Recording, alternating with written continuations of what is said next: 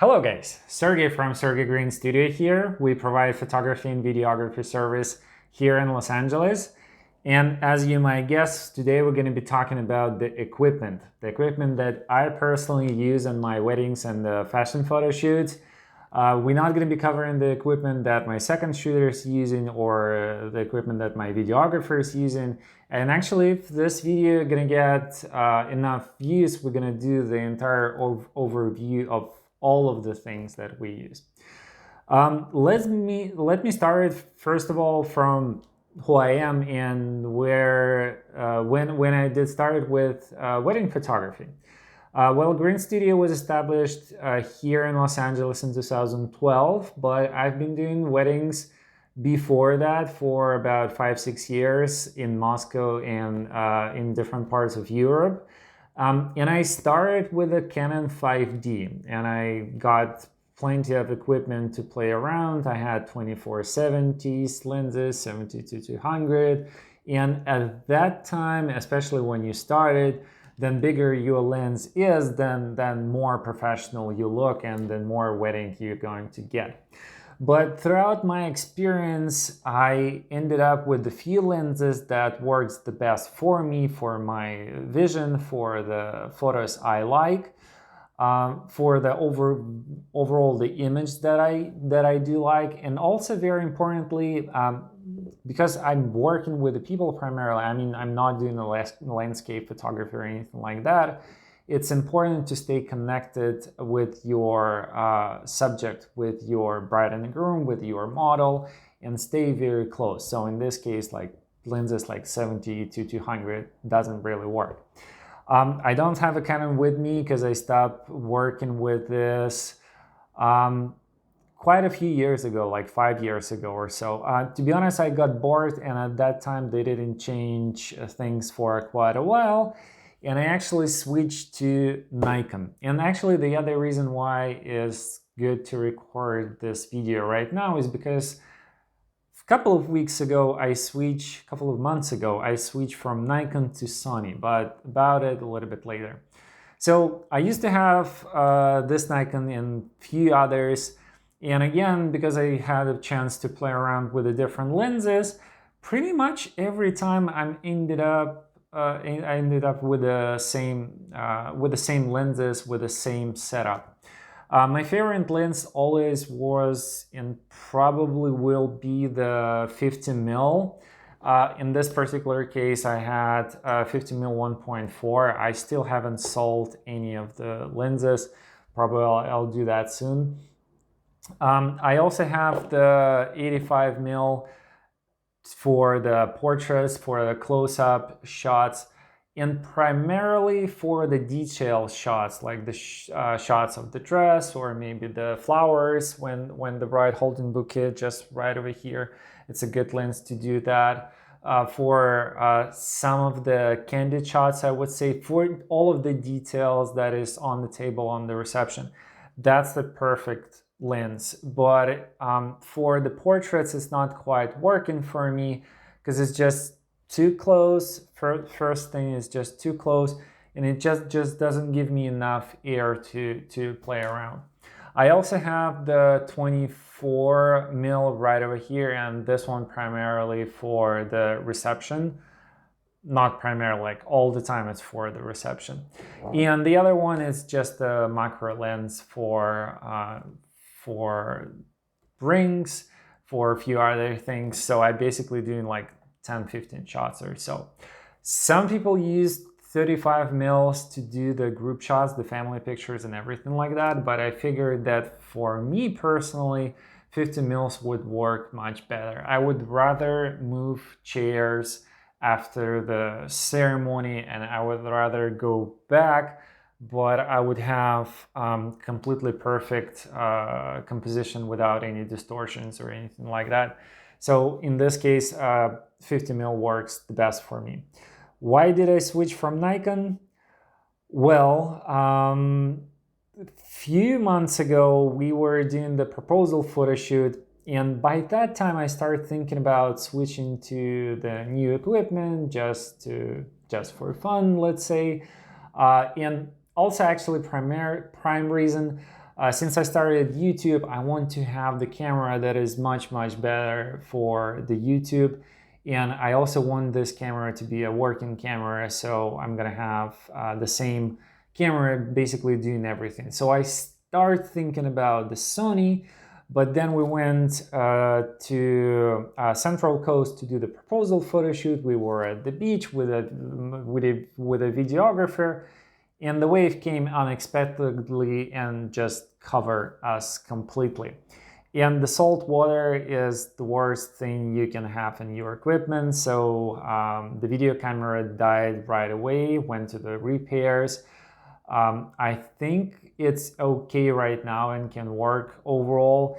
My camera did not work for a couple of weeks, but then for some reason it started working again. But I would not use it on the weddings because it's not very reliable. I don't know where the water goes and things like that. So I decided to switch to Sony.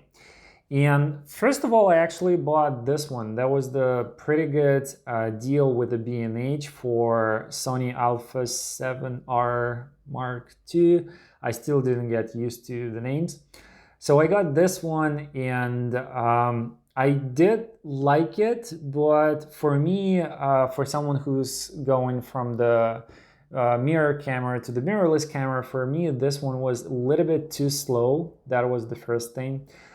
Second thing, it only had one slot, one memory slot. And I actually have the very scary story about it, and I thought like whether I should share or not, but I think I should. Because with this experience, you're just becoming better and better. It's pretty much unavoidable to have the bad days when you do things, and throughout the years, you're gonna have them. Nothing you can do about it, really. The other option is just sit and do nothing, I would say.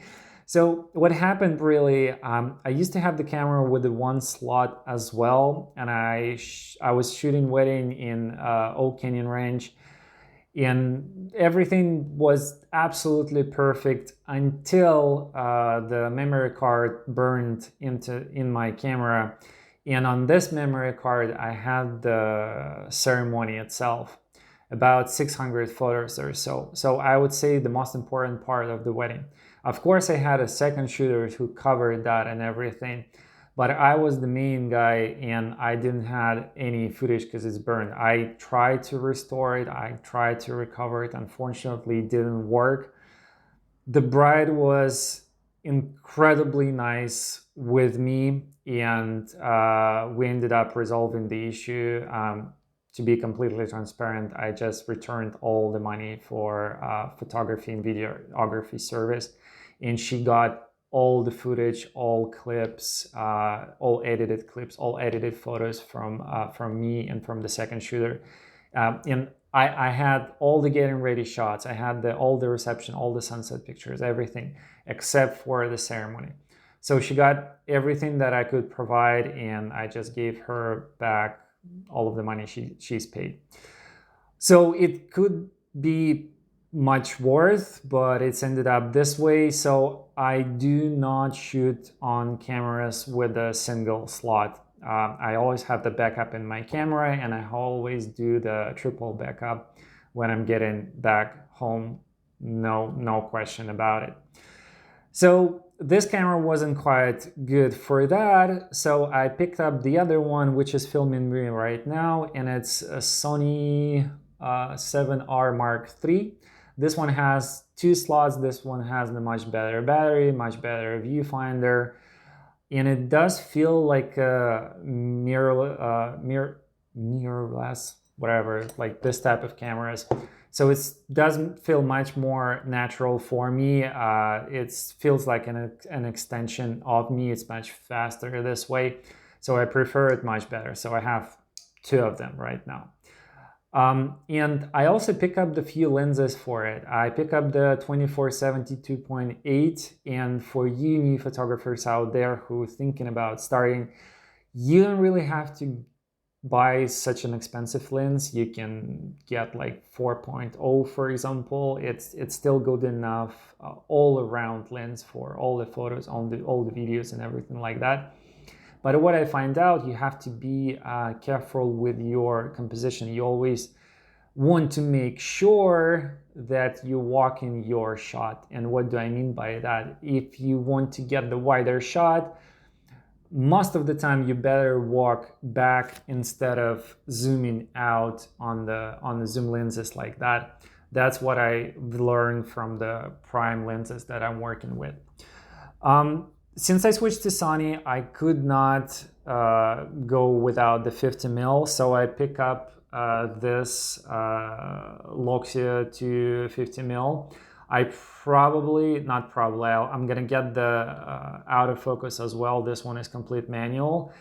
And unless you have lots of experience with film cameras like that, with photography overall, you don't want to do manual focus while shooting commercial photography. Another lens that I pick is this one, 105mm 2.8, and this one is strictly for the shots of the rings and the details. It's absolutely amazing lens for macro photography.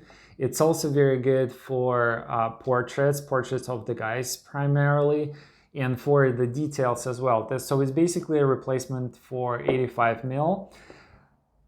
Quite expensive, but in my case it does work. Also because I do jewelry, we make custom engagement rings at the Nina Vova, my other business.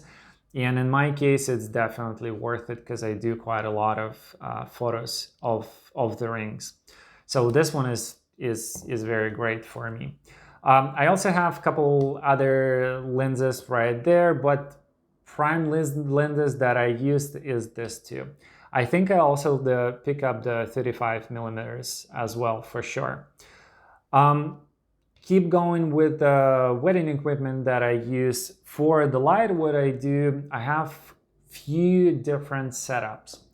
Let's say I'm working with my video guys and we shooting the getting ready shots. Well, in this case, I'm gonna bring these two lights. They are pretty powerful and can light up the entire getting ready room, especially the dark rooms at the hotel somewhere. And when you're working with a videographer, you don't want to have the strobe light flashing like that. So you want to have the constant light like this one.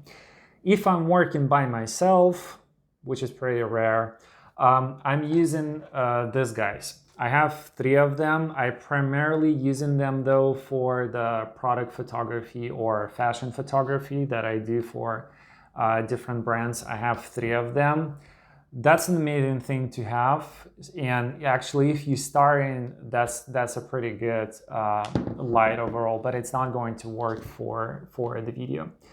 For the reception, what I do for the reception, sometimes I do use this kind of things, and I actually initial idea was to start with this guys and just place them on the corner of the reception, but it didn't quite work for unexpected reason. The guests start coming to me and saying, that's bright, that's just too bright, it's flashing into our eyes, it's not very enjoyable.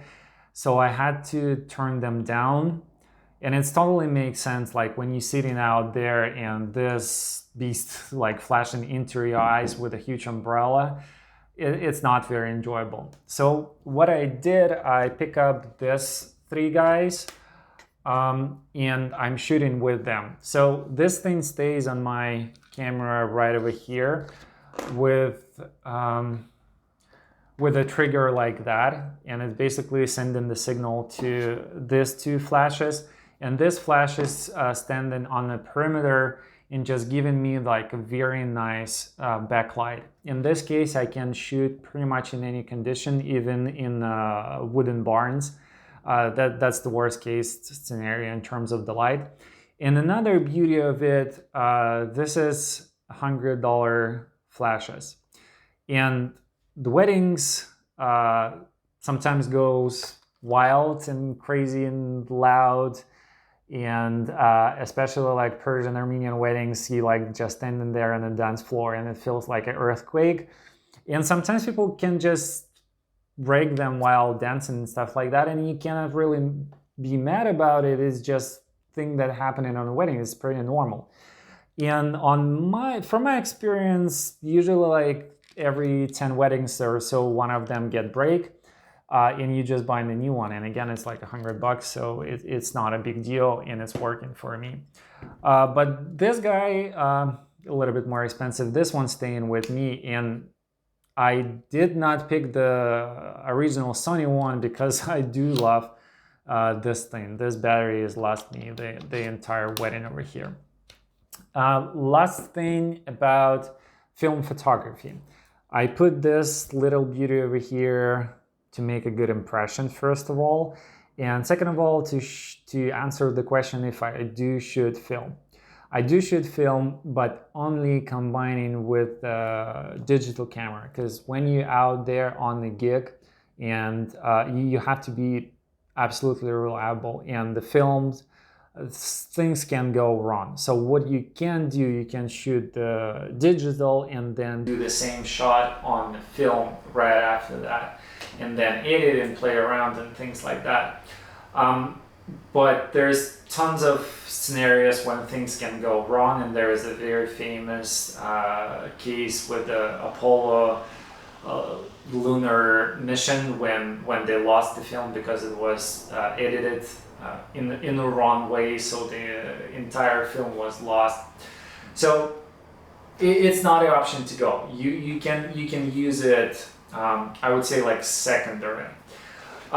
For some of you who just starting and thinking about the film photography, you don't really have to pick up one of those because they are pretty expensive, and lenses is pretty expensive. What you can do, what you can do, you can pick one of those Canon A1. I shot tons of films with this one. I shot many weddings with that. It's pretty inexpensive right now. You can get absolutely the same quality photos. And this guy came into my life when I went to Pasadena City College and I took the film photography course. And it turns out a very good opportunity to learn new things, learn film development and stuff like that. And the course itself actually cost way less than I used the equipment, so it's a very good deal. What else? I think actually I pretty much covered everything, maybe except for this little guy that I borrowed from my friend, and probably I'm not giving this back anytime soon. This one I'm using for the backstage. What I want to add overall is that equipment overall doesn't really matter that much as people tend to think.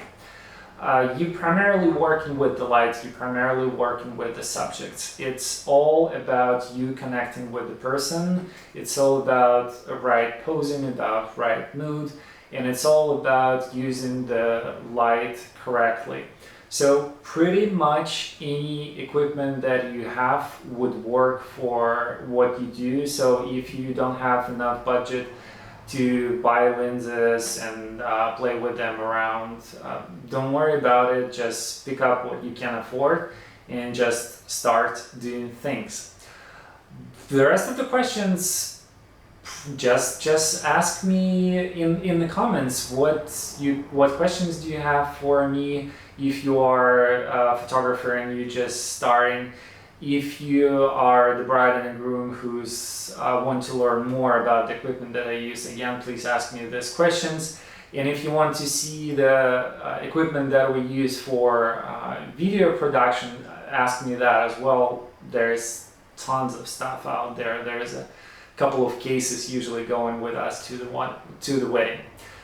I think that's it for this video. Thank you guys so much for watching. I hope that was helpful and you've learned a little bit more about me and the way I work. Thank you again for watching. Don't forget to subscribe. I can see the statistic and I can see that 90% of you did not subscribe and you're still watching, and I celebrate each and every subscriber. So please do. Thank you guys again so much for watching, and see you next Thursday.